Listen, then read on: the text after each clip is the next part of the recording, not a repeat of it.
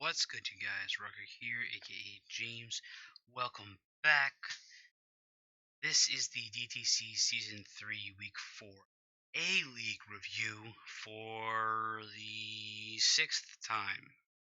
I think I got everything working this time. There's been a bunch of issues with formatting and whatever else. Google Slides hates me. So we're gonna roll the music and then we're gonna get right into this. So, for those of you who don't normally watch my content or don't watch the B-League videos, this is how I go through everything. Every week we go through the highlights of the draft, the general overview is we do a review of scores, we do a kill leaderboard, and that's broken down into this week's killers and the overall kill leaders. Improvements of the week, whose team can be improved, whose battling can be improved, the biggest surprise, upset, or best read, in my opinion, or in the opinion of certain select people in the DTC, and then the feature battle. We're going to hop right into this.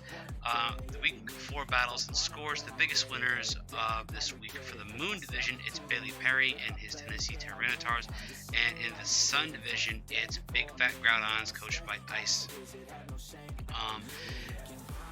Bailey Perry was able to get a astounding 5-0 victory over the Destin Lucarios, coached by BTP Raven. Thomas and his Dutch Drampas lost a 3-0 to the Den Haag Darumaka's. There was hacks slash RNG involved in that, so that's kind of unfortunate. The DC Duraludens, coached by Spencer, got a 3-0 victory over the Philadelphia Fampies, coached by Mark KJRT. The Sao Paulo Dragonites, coached by Edu Rufus, I think that's what it is, lost with a 4-0 to the Los Angeles Spark Surfers, coached by Pokemaster Mike. San Francisco 49 Tails lost by a slight 1-0 to the Memphis Grimmsnarls, coached by Bunyan. But that battle wasn't a battle at all. It was a full-on. The Pittsburgh Poltergeist, coached by Potion Seller, went 0-4 against Saber and their London Lux Race. Dallas Star Raptors, coached by Sam SJT, got 6-0'd, which is super unfortunate. I like Sam a lot. By the Big Fat Groudons, coached by Ice.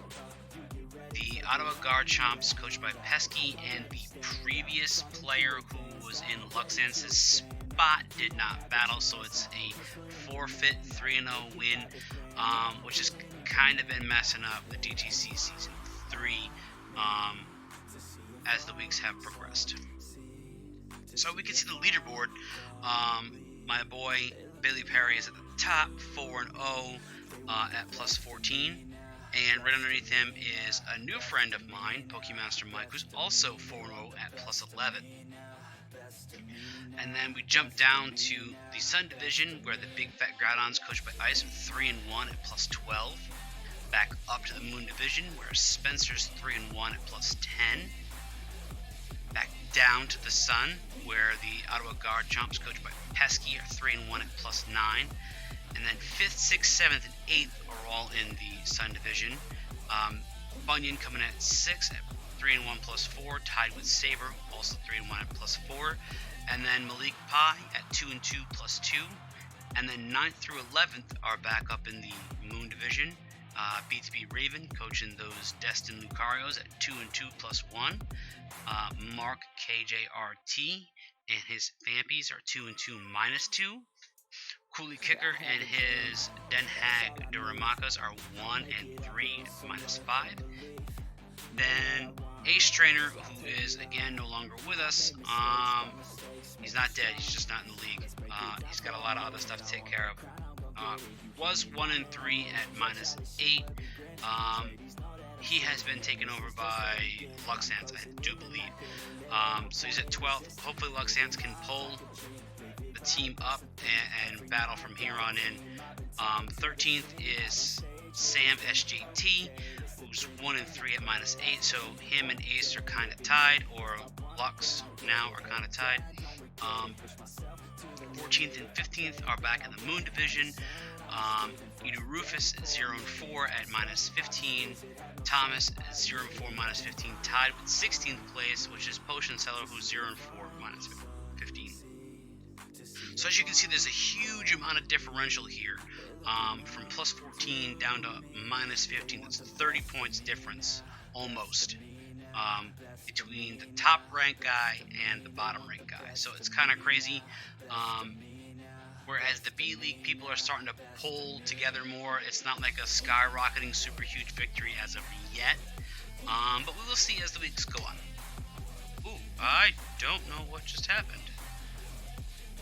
Okay, week 4 kill leaders. Quagsire claimed 3 lives from the Pittsburgh Poltergeists. Bronzelong claimed 3 lives from the Star Raptors. Alolan Muck claimed 4 kills from the Vampies. Salamence and Marshadow both claimed 6. Yes, that's 6. All of the Mons from the other team for their respective opponents, which is kind of crazy. Getting a 6-0 takes skill, takes patience, and it takes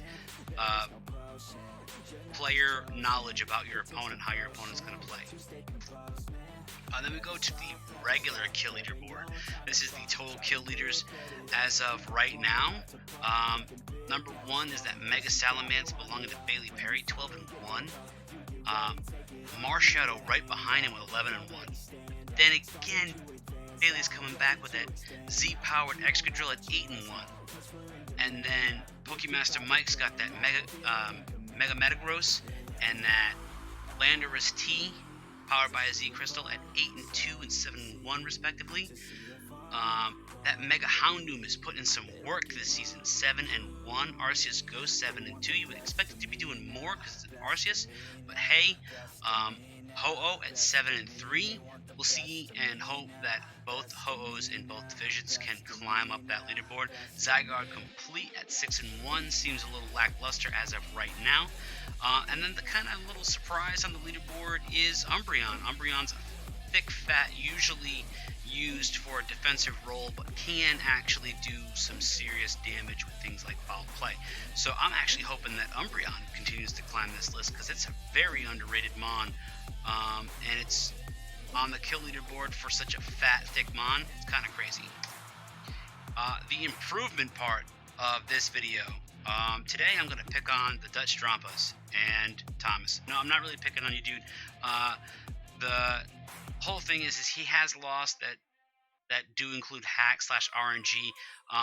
But these changes that I'm suggesting can help round out his team or make it even harder to prepare for than it already is. He's got a great Rain Core. Pelipper, Kingdra, and Mega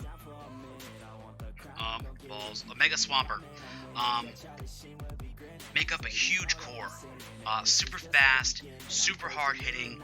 It's a great weather core, but if you invest too much into a weather team, it can be ruinous, and that seems to be kind of where Thomas is at right now.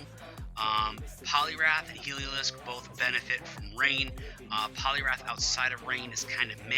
Heliolisk can be used, but Thomas has already got Zapdos and he's got Galvantula. Both outclass Heliolisk, in my opinion, by a ton. By a large ton. So my suggestion would be to drop Poliwrath and Heliolisk as a bare minimum. Right off the rip, dropping that Poliwrath and Heliolisk off your team will help get those big wins, or make it even harder for your opponent to prep for you.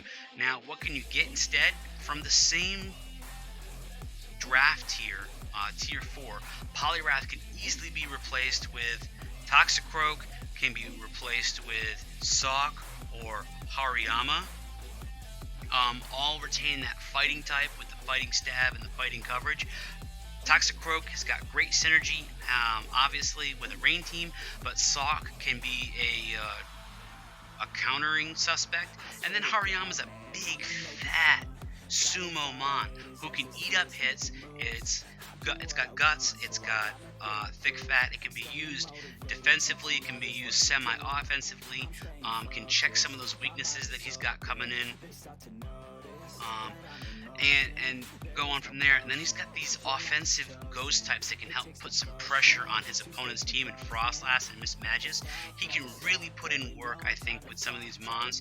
Just a small couple tweaks and it makes it that much harder for your opponents.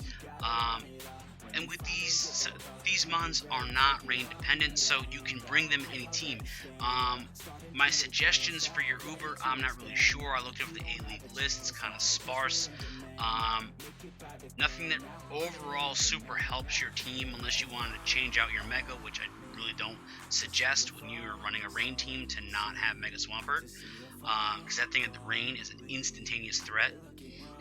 But Polkea being 4 times weak to freeze dry, also being weak to grass or being neutral to grass, I'm not sure, doesn't really help out his other water mons.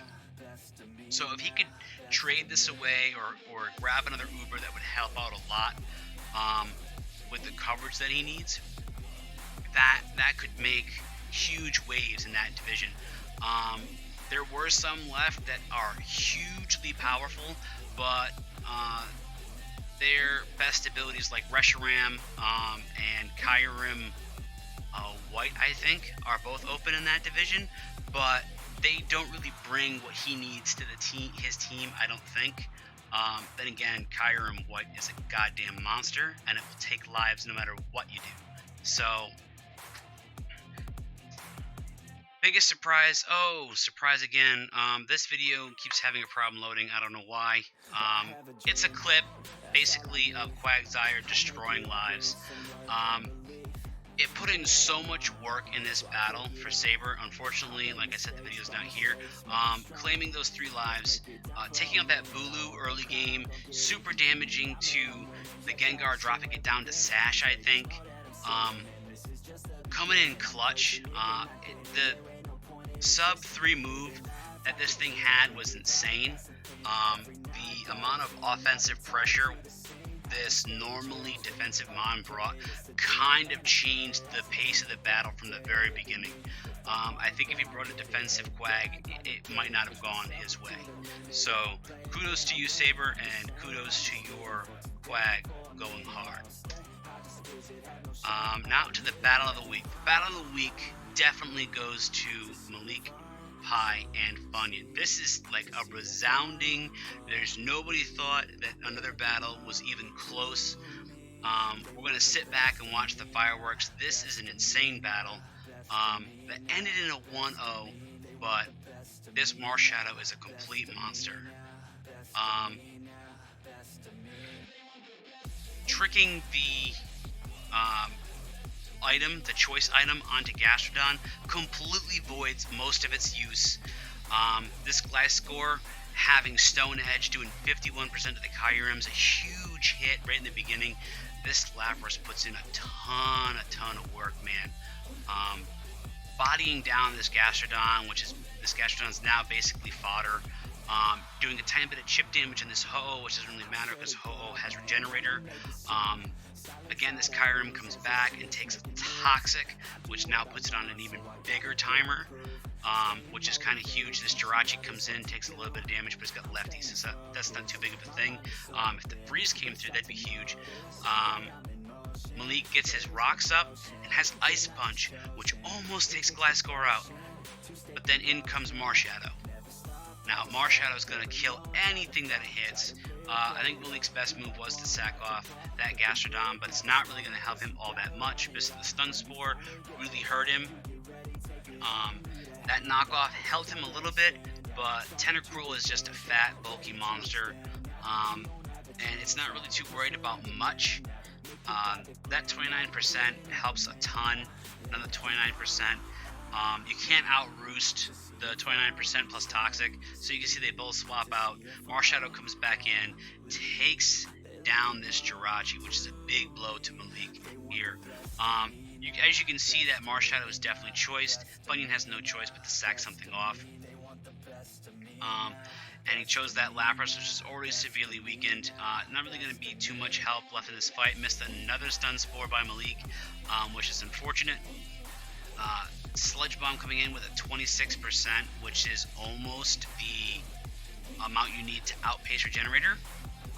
As you can see during the battle, I'm going over so you guys can see what I saw during the battle. Second off, that Victini, which was super low already, really helped. Malik having 2 Mons that are weak to rock type moves really hurt him this week in the Kyurem and the Ho-Oh. And sacking off the Gliscor because you don't need it anymore, knowing that Marshadow is going to come in and decimate whatever it touches. Goes out into the Tentacruel again, which gets bodied by the Ho-Oh. Physical Ho-Oh is a monster, but Marshadow's just, in this case, faster, and it's better. This Sceptile does just enough damage to put this Whimsicott in range for Marshadow to come in and Shadow Sneak it and take it out. All in all, GG Funyun. Missing those Stun Spores is kind of huge, but Stun Spores is not a 100% accurate move. So when you're playing that game, you're playing the game. That was a fantastic battle that shows that both opponents really, both players really showed that they knew what their opponent had, what their potential could be, and they prepped their ass off to try to beat it. Came down to a little bit of luck and just a little more prep or a little more battle prowess by Funyun this time to get the win. Thank you for watching. If I sound a little bit down, that's because this video is the 5th take with all the issues. Again, sorry about the Quag video not playing. This is only one half. The other half of the DTC League is the B League. I normally cover that. That's going to be in the end part of the thing. I'm not doing another card for this. Of course, his link in the description is referring to Spencer. It's still going to be in the description because he is the guy who does the thumbnail. He's the guy that basically wrote all this information so that I could talk your ear off and you could listen to it. Kind of can't wait for Spencer to get back, but while he's out, I'll do my best to take his place, fill his shoes. Stay safe. Don't loot. That's stupid. Just stay safe. Peace out for now, you guys.